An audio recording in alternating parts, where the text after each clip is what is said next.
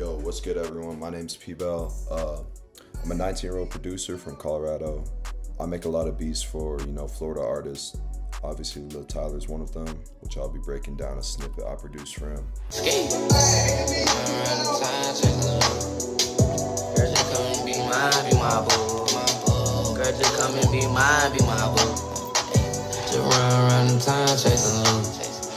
Girl, just come and be mine, be my boo. These dollar signs remind me of you. They always on my mind, you is too. I think it was 2 or 3 days ago he posted it, but other than him, I produced for artists like Real Boss and Richie, Sexy Red, YTB Fat, Low Shimmy, really everyone in Florida. And I've been doing this for a while, so I feel like I really understand his sound. I've been working with Tyler really since he blew up. I was on his debut album. I was on Mr. Ski, and I got a lot of unreleased with them, but this is just one of them. To start, I'm gonna just break down the loop. This is a solo beat I produced. And going straight into it, we started with this little pad from Xenology. We got A Shark, his Unk Walk Bank.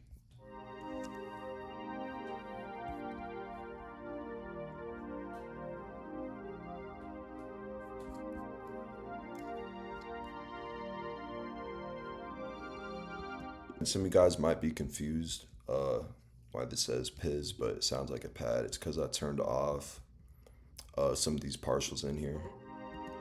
So you see, like, this is the original sound. It kind of got that pluck sound at the beginning, which I turned off just by clicking off on these partials, and I just used this pad sound that was on the 4th partial. Going into the actual melody, we're in the key of C right here. I just started on the 6th, and then I went down to the 5. I went down to the 3, and then to the 4. Just starting here on the 6th, we just have a major 9th chord, and then going down to G, we got this minor 9th chord. And I basically just copied this over on the 3rd bar, except I just put this D sharp here because it sounded all right, and it was just, some variation in the bass notes. And then from here, we're going to the 4th, which is another minor 9th chord.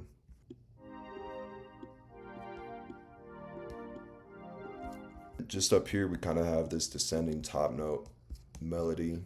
And you see a lot of these top notes are just, parts of the actual chords I was using. I just brought them up an octave, especially these right here, But, sounds pretty good. And then from here, I layered it with this E piano and took off the top notes. Sounds pretty good by itself.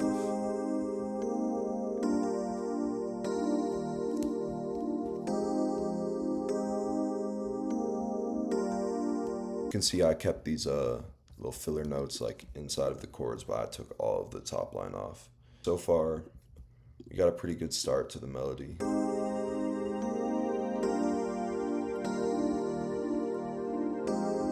Layers together pretty well. For both of these, actually just for the pad, I threw on some reverb, little EQ, brought out the low end, cut out the high end. Same thing with the E piano, except I just didn't put a reverb on it, and I cut out a little bit of the high end, but left like the super high end in. And next for the lead. This lead is probably one of my favorite parts of this melody, just because, it's simple, flows well, and let me just play it.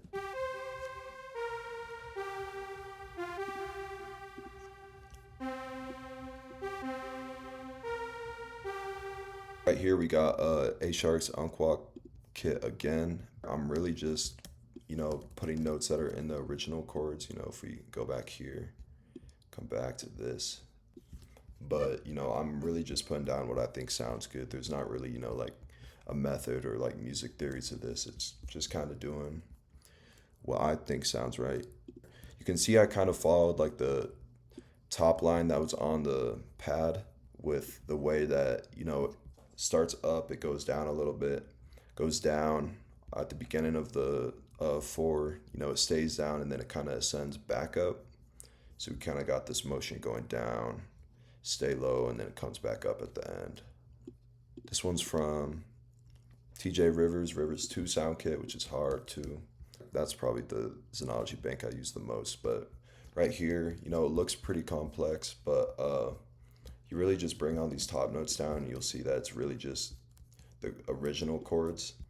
And you can see I just did, you know, the major chord down to the minor, D sharp, and then back up to the 4. This is kind of, you know, a messed up chord here, but I just kept it consistent with the G all the way through.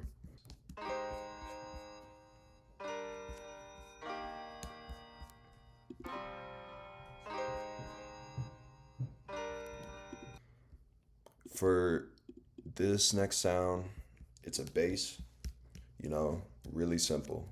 I bring these 2 down. You see, we're really just following the root note right when the chords play too.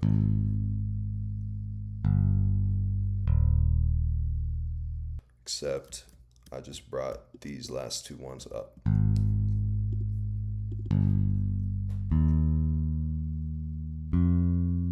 Only variation I did was add this F twice at the end. You know, kind of add some movement at the end of the melody. If we play everything together, we got this. For the next sound, we got Horn 6 from Rot Glick World Xenology Bank. And right here you see, like all the other, you know, patterns and stuff, we're really just following the chords from the original pad.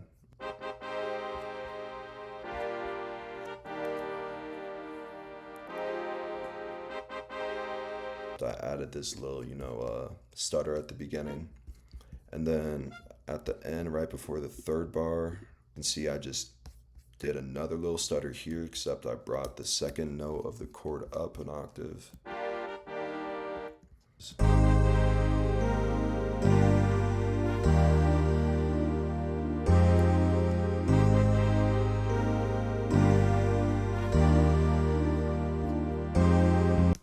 And then for probably my favorite part about this specific melody, we got the spooky lead, which is from Glick World, Rot's Xenology Bank again. You see it's really all ascending throughout the whole pattern, but if I copy this over, you'll see it's really just everything brought up except for this, you know, D note right here. Playing it, you can hear that.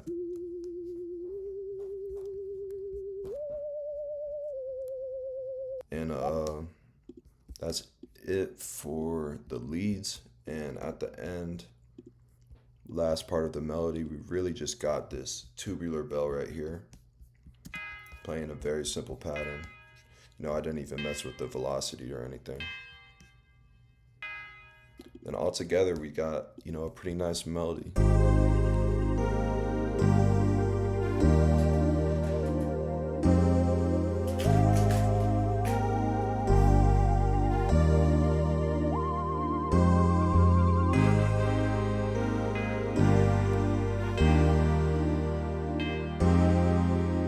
I really like what I did on the drums here. You see, we brought the melody in. We sped it up a little bit though. You can see the original's at 148. I had brought it up to 156 and pitched it down 100 cents, so 1 semitone. First of all, let me play the beat.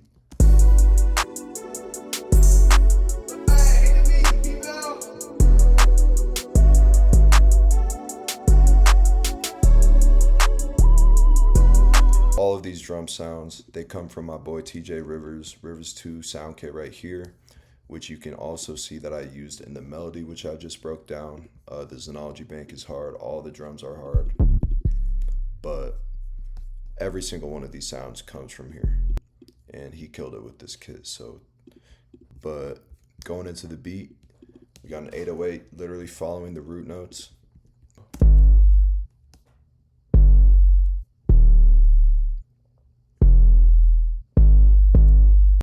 Literally nothing on in terms of mixing on the 808. I really just cut out a little bit of the high end, which, I mean, you can't even really hear. It doesn't really make a big difference. Going into the hi-hat, literally just a basic 2-step. And we just got this basic 2-step. Repeats the whole time. Going into the clap, we just got basic clap on the 3 and the 7th. Little note at the end.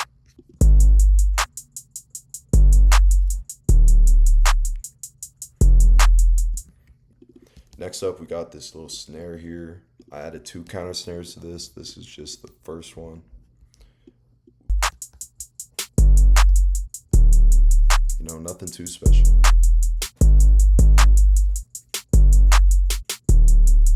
One thing I noticed Tyler likes to do, well, especially with the beats that he hops on, like the snares kind of act like perks and they play like a perk pattern, if that makes sense. So they're a little more active, kind of in spots where you don't expect them, like right here. We got just, another basic ass snare.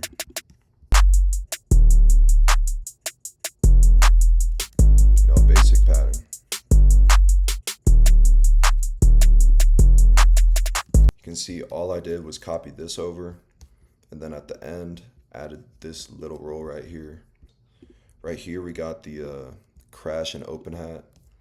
Crash is literally just on the first note, and then we got this open hat coming in, which just plays here and here. You can see this open hat, it's got like a super delayed tail and kind of like a double start time, and it's also got like a triangle and chant in it, which you can hear. Then for the final drum sound, we got this chant right here, just the basic Beethoven, D-Rich chant, whatever you want to call it. I really just put this, as you can see right here, copied it over literally the whole 8 bars with the velocities, which you can see it starts high and it kind of just goes down, like it's got like a delay to it. And then for the second half, if I bring this velocity up, you can see I kind of did a little variation with the velocity. Just little things that, you don't really hear, but they add a lot to the beat. So we play everything we got together. Shout out Doc for the tag. Hey, hit the beat, PBell. Bringing the melody.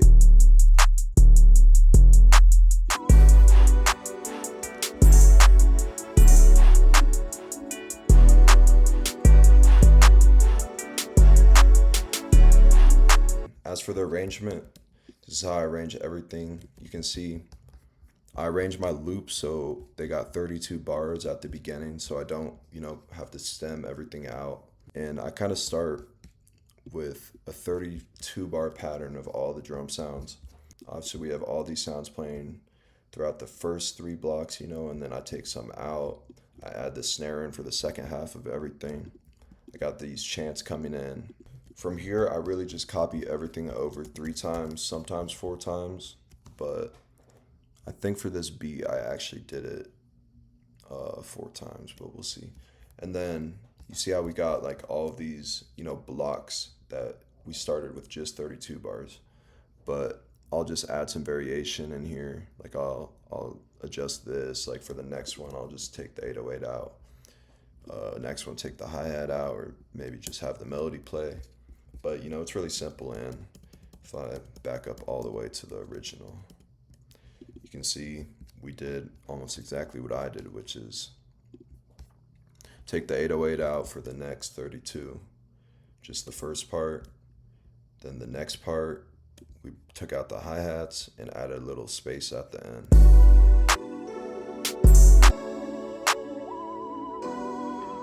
Bring everything back in. And then for this last one, we just took out the 808 hi-hat and clap. So we really just had the open hats and crash playing. And other than that, that's the whole beat right there. And I hope you guys enjoyed the breakdown. Comment below, obviously subscribe. This is my first video on my new channel where I'm going to be posting a lot more content. Placement breakdowns, obviously, but also I want to do a lot of live cookup videos. You guys can kind of, pick my brain on what I'm looking for when I'm making a loop, what I'm looking for when I'm doing the drums. Just really just cooking from scratch and showing y'all how I work and how I operate. But yeah, these videos really aren't for me to, for you guys to directly take my methods and stuff. It's really just to spark some inspiration for you guys. See that things, you leave them simple, you just do what sounds good, you can see some real results from them, which I feel like is really seen in these drums. You know, I kept it super simple.